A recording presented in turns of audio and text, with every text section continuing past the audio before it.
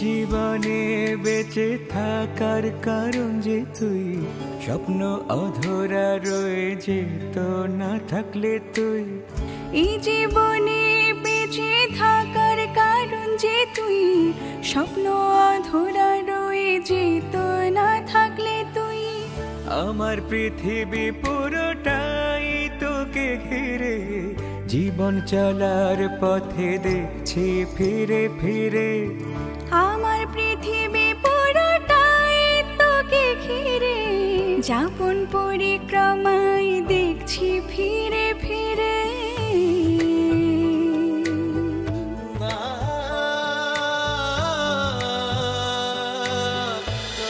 এই বাড়ি চার দেয়ালের বাইরের জগৎ সম্পর্কে তোর কোনো ধারণা নেই। তুই জানিস বাইরে কি হয়? প্রতিদিন কতগুলো মেয়ে রেপ হয়, কত মানুষ খুন হয়। তুই কিভাবে শিওর হচ্ছিস যে আমরা এখানে যেমন আছি বাইরে যে এর চেয়ে ভালো থাকবো? তুই তো শিওর না। প্লিজ পাগলামি করিস না। ওটাকে পেছনে রাখো তোমার। যাই হোক, ফার্স্ট সেশনে যাওয়ার আগে পরের সেশনটা কি সেই বিষয়ে আলোচনা করি। জঙ্গল। হ্যাঁ,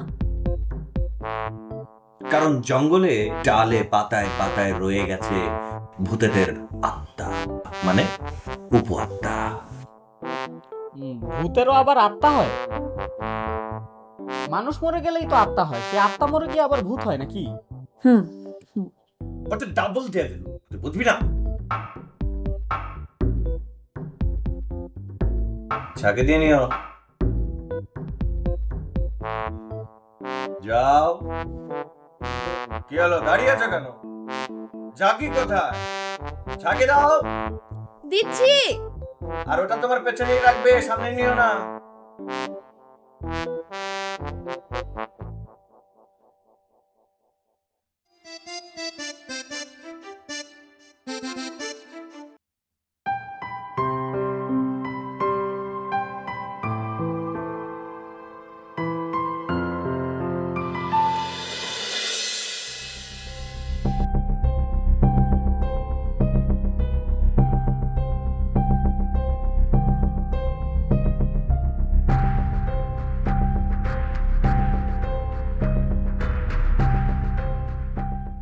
কে মনে করে আসলে এখানে?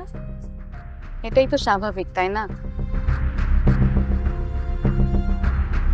তোমার এই কঠিন সময়ে তোমার পাশে থাকা, তোমাকে সাপোর্ট করা আমার দায়িত্বের মধ্যে পড়ে।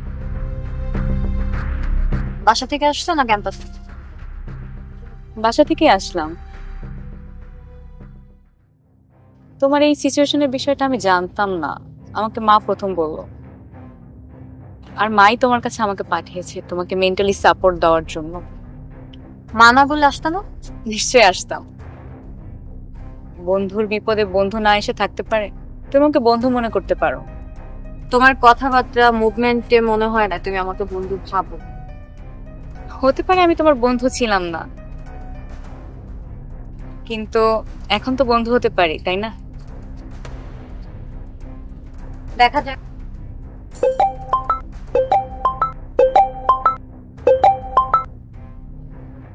হ্যালো, আপনি কেডা? আপনি কে? আমি রাহা। আমি পাওনাদার। আমি তোমার বাবার কাছে টাকা পাই। আমার নাম কদম আলী। মানুষ আমারে কদম্মা বলে ডাকে। আপনি আমার বাবার কাছে কিসের টাকা পান? তোমার বাবা গত নির্বাচনের সময় আমার কাছ থেকে 40 লাখ টাকা নিয়েছিল নির্বাচন করার জন্য। আস্তে কথা বল। আপনি আমার বাবাকে লোন দিয়েছেন, তার কোনো লিগ্যাল ডকুমেন্ট আছে? আমাদের মাঝে কোনো লিগ্যাল পেপার হতো না। আমরা কাজ করতাম জবানে। জবান ঠিক তো লেনদেন ঠিক, বুঝলাম? এখন আপনার মতো যদি 100 জন মানুষ এসে বলে আমার বাবার কাছ থেকে টাকা পায়, আমি দিয়ে দিব? তাই বলছি, লিগ্যাল যদি ডকুমেন্ট থাকে নিয়ে আসেন, টাকা দিয়ে দিব। এই মেয়া কয় কি সেফ দিয়া টাকাগুলো গুন্ডা দিলাম, এখন সে বলে আমার কথা বিশ্বাস করে না। Mind your language.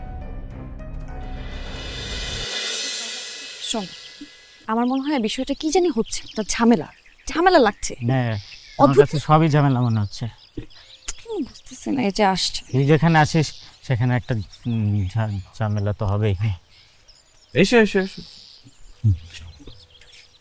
লিভিং রুমের দৈর্ঘ্য প্রস্থ কত? জানি না। আবার মাপতে পাঠাতে হতে পারে। কি করতে হবে? আবার মাপতে পাঠাতে হবে। না মানে ভাইয়া হয়েছে কি, আমি না আপনার জন্য একটা কই গেল সেটা ওই লিভিং রুমের দৈর্ঘ্য প্রস্থ লম্বা চওড়া উচ্চতা সব না এই কাগজে লিখে নিয়েছি আপনার জন্য। ভালো করেছিস। বাহ, গুড জব। যাক, ঘরের ভূত তো গেল, এবার তো তাহলে আর নুপুর পড়ে মঞ্জুলিকা ভূতের ভয় দেখাবে না। না না, আর কোনোদিনই আসবে না। মঞ্জুলিকা চলে গেছে, আর আসবে না। এখন তাহলে আমরা যাই? না না না না, এখন না, এখন না, এখন না, আর একটু পরে। মানে বলছিলাম যে ঘরের ভূত তো গেল, তো এবার তো বাইরের ভূতের পালা। মানে কি? বাইরের ঝোপঝাড়গুলো একটু পরিষ্কার করতে হবে, কারণ বাইরের ঝোপঝাড়ই হচ্ছে ভূতের আসল আস্তানা। হ্যাঁ, ঝোপঝাড়গুলো অবশ্যই পরিষ্কার করতে হবে। মালা, তুই এটা ধর, তুই থাক, আমি না একটা কাঁচি নিয়ে আসি ভাইয়া, তাই না? না না না, কাঁচি আনতে হবে না। এই নাও, তোমরা দুজনে মিলে কাজটা শুরু করে দাও তাড়াতাড়ি। বুঝকে দেন। জঙ্গল পরিষ্কার করতে হবে, তাই না? হ্যাঁ, আপুকে বললে আপু সামনের ঝোপঝাড়ও পরিষ্কার করতে বলতে পারে। এই পরিষ্কার পরিচ্ছন্নতার কাজ না মালা খুব ভালো পারে। মালা ধর এটা, তুই খুব ভালো পরিষ্কার করতে পারবি জঙ্গল। আচ্ছা, তোমরা ডিসিশন নাও কে কি করবে না করবে। আর ঝাঁকুনি শিশিটা আছে না, ওটা ওই যে ভূতনাশক। ভূতনাশক, ভূতনাশক। হ্যাঁ, কি কোনো কিন্তু আছে? এটা বুঝ করো। কাজ শুরু করে দাও, কোনো কিন্তু নেই। কিন্তু কোনো কিন্তু একদিন। ওই শুরু করো। হ্যাঁ হ্যাঁ ভাইয়া, চল মালা চাই। এই ছিল কপালে। কেমন একটা ঝামেলায় পড়লাম বলতো? তোর জন্যই।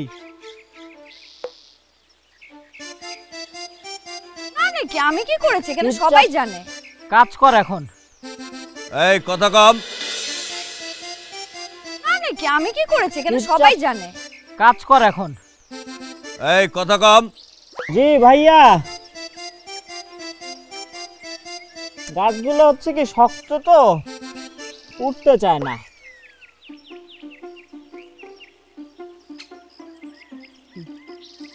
এখানে কেন ফেলছিস?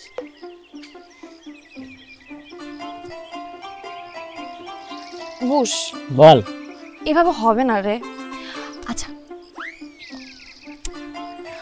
আমার মাথায় না একটা বুদ্ধি এসেছে। তোর বুদ্ধি করলে এবার তুই তোর কাছেই রাখ, আমাকে বলতে চাস না। বুদ্ধ একটু থেকে এগুলো পরিষ্কার করতে পারবি আজকে? কি করবি? শোন, আচ্ছা বুঝছি, শোন আমি তোকে বলি।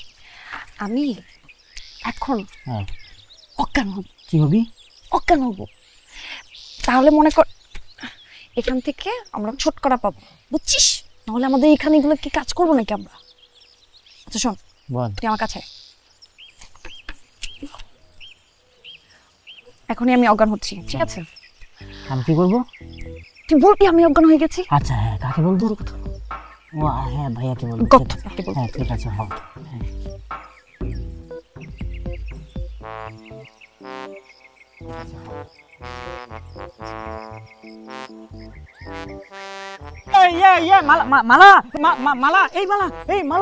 মালা কথা বলছে না ভাইয়া, মালা সেন্সলেস হয়ে গেছে। সুমি পানি মালা কথা বল। মালা মানে না ভাইয়া, হয়েছে কি ওই যে রোদে গরমে বৃষ্টিতে, হ্যাঁ মালা না সেন্সলেস হয়ে গেছে, কথা বলতে পারছে না। মালা কথা বল। এই সুমি পানি নিয়ে আয়। কে কে কে আছিস? এই পানি নিয়ে আসো। তোর স্যান্ডেল কি চামড়ার? স্যান্ডেল না তো ভাইয়া, স্যান্ডেল তো স্পঞ্জের স্যান্ডেল, কিন্তু স্যান্ডেল দিয়ে কি হবে ভাইয়া? মৃগী রোগী যারা, তাদের মাঝে মাঝে এরকম হুটহাট ঝামেলা দেখা দেয় সব জায়গায়, তো এর মধ্যে চামড়ার স্যান্ডেল শুকালেই সব ঠিক হয়ে যায়। একটু পানি পানি পানি। মালা মালা তুই পানি নিয়ে পানি নিয়ে আয়। পানি পানি পানি পানি। মালা মালা কথা বল। শিলিপু, আরে স্যান্ডেলটা নাকের সামনে ধর। হ্যাঁ না, পানি দিয়ে হবে ভাইয়া। দে পানি পানি পানি পানি পানি। মালা কথা বল। মালা ভাইয়া কথা বলছে না তো। ও বোধহয় খুব আদুরে না, খুব একটা গায়ে পরিশ্রম নিতে পারে। ভাইজান অনেক পরিশ্রম করে, অনেক পরিশ্রম করে। জানেন আপনি, মালা পয়সে আমাদের গ্রামের একদম নামকরা ক্রিকেটার, অনেক ভালো খেলে জানেন। আজকে একটু বেশি পরিশ্রম হয়ে গেছে। ঠিক আছে, ওকে ধরে নিয়ে এদিকে ধর ধর ধর ধর ধর ধরে নিয়ে আয়, ধরে নিয়ে আয়। ফ্যানের নিচে নিয়ে চল চল চল চল চল চল চল চল চল চল চল চল। রাহা আপু, এনি প্রবলেম? আমি কি তোমাকে কোনো সাহায্য করতে পারি? তোমার কাছে 40 লাখ টাকা আছে? না, এই মুহূর্তে তো এতগুলা টাকা নেই। তাহলে তো তুমি আমাকে হেল্প করতে পারবে না। একটা লোক আমাকে ফোন করেছে, বললো আমার বাবার কাছ থেকে 40 লাখ টাকা পায়। বড় অঙ্কের লেনদেনের সময় অবশ্যই কন্ট্যাক্ট করতে হয়। মানে লিগ্যাল ডকুমেন্টস ছাড়া তুমি কিভাবে বুঝবে যে লোকটা রিয়েল নাকি ফেক? আমি লোকটাকে সেই কথাই বলেছি। লোকটা বললেও তার কাছে কোনো লিগ্যাল ডকুমেন্ট নাই। তোমার উপর দিয়ে যে ধকল গেছে, এর মধ্যে তোমার একটু রিল্যাক্স থাকা দরকার। না করে কি সব উটকো ঝামেলা আসতেছে। তুমি আমাদের বাসায় চলো, আমাদের বাসায় থাকবা। মাও তোমাকে নিয়ে যেতে বললো। কানিস, সকল ঝামেলা না এত সহজে মিটে। আমি এখন যে কন্ডিশনে আছি, যে সিচুয়েশনে আছি, এটা আমার জন্য নতুন। আর এই সিচুয়েশন কন্ডিশন মেটানোর জন্য আমার অনেক কিছু প্ল্যানিং করতে হবে, তার সামনে বসে মোকাবেলা করতে হবে। আমি যদি ভয়ে তোমাদের বাসায় চলে যাই, তাহলে এই সিচুয়েশন গুলো কে কমপ্লিট করবে, কে ঠিক করবে? আমি তোমার পাশে আছি, আমার ফুল ফ্যামিলি তোমার পাশে আছে। তুমি চলার পথে একা নয়, আমাদের বাসায় আসো, কোনো সমস্যা হবে না। আমি না এই মুহূর্তে কোনো সিদ্ধান্ত নিতে পারছি না, আর সিদ্ধান্ত নেওয়ার জন্য আমার সময় লাগবে। কিন্তু তুমি তো এই বাসায় একা একা সেফ না। আমি আমার বাসায় সেফ না। এই বাসাতে আমি ছোট থেকে বড় হয়েছি। আমার বাবার অনেক স্মৃতি আছে এই বাসায়। এই বাসায় প্রত্যেকটা কর্নারে কর্নারে আমার বাবার স্মৃতি আছে, ভালোবাসা আছে। এগুলো ছেড়ে আমি চলে যাব? কখনোই না। তাহলে আজকে আসি আপু, তুমি তোমার খেয়াল রেখো।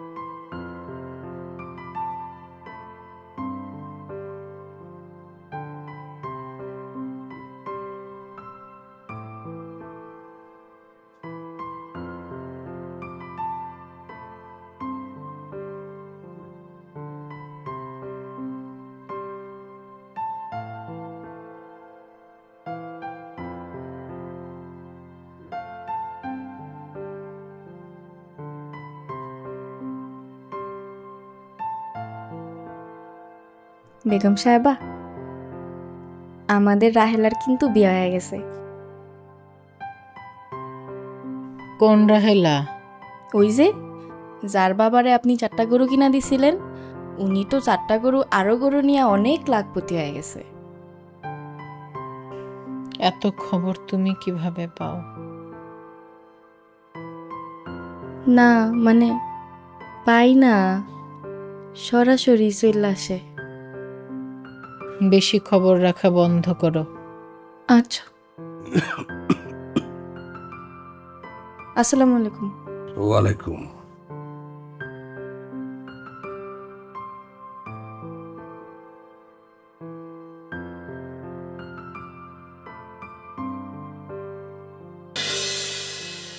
কি খবর?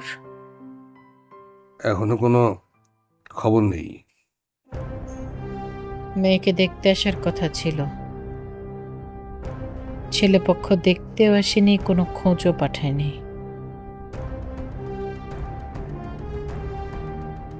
একটা ফোন করলে কেমন হয়?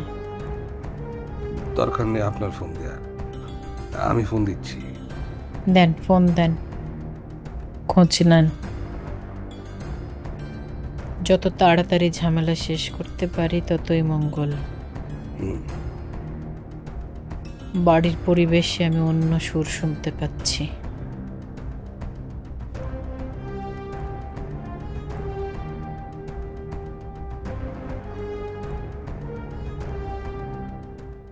আমি জমিদার বাড়ি থেকে মির্জা মিলন বলছি। আপনাদের ছেলের তো আসার কথা ছিল। জি, কিন্তু অফিস থেকে তো ও ছুটি ম্যানেজ করতে পারেনি, আর ঢাকা থেকে আপনাদের বাড়িটা তো অনেক দূর। অফিস শেষ করে যে আপনাদের বাড়িতে যাবে তারও কোনো সুযোগ নেই। সুযোগ তৈরি করতে হয়, না হলে সম্ভাবনা নষ্ট হয়ে যায়। জি জি অবশ্যই, কালই আমার ভাইকে আপনাদের বাড়িতে পাঠিয়ে দিচ্ছি। শুধু ছেলে না, ছেলের বাড়ির সবাই, মানে আপনারা আসবেন। কেন? বেগম সাহেবা সিদ্ধান্ত নিয়েছেন কালই বিয়ে হবে, কাবিন পড়ানো হবে, আর মেয়েকে পরে তুলে দেওয়া হবে। বিয়েটা তো বড় একটা ব্যাপার, আর এমন হুটহাট করে এটা কি ঠিক হবে? তো সময় নিয়ে ভেবে দেখলে ভালো হয় না? আপনাদের পক্ষে সম্ভব না, আমাকে বলে না। আর তো পাত্রে সিরিয়াল আছে। এই বাড়িতে সম্পর্ক করার জন্য সবাই একদম উদ্গ্রীব হয়ে আছে, জানেন তো এটা। আর বেগম সাহেবা যখন বলেছেন বিয়ে কালই হবে, আপনাদের ছেলের সাথেই হোক বা অন্য পাত্রের সাথেই হোক, কথাটা মনে রাখবেন।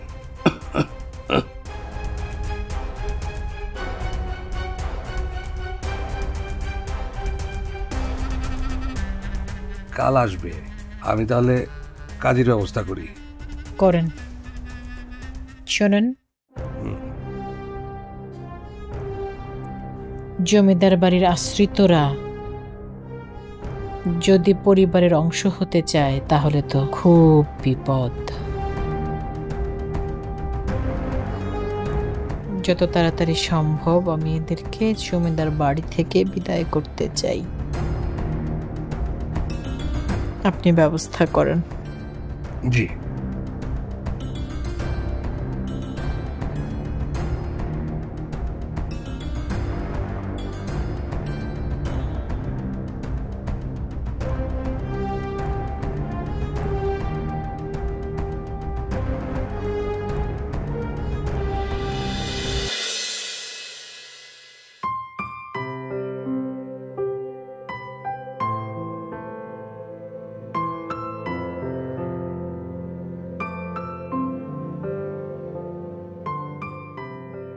ভাইয়া।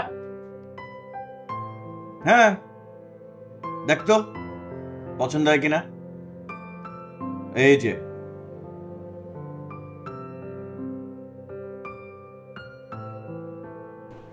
ওয়াও,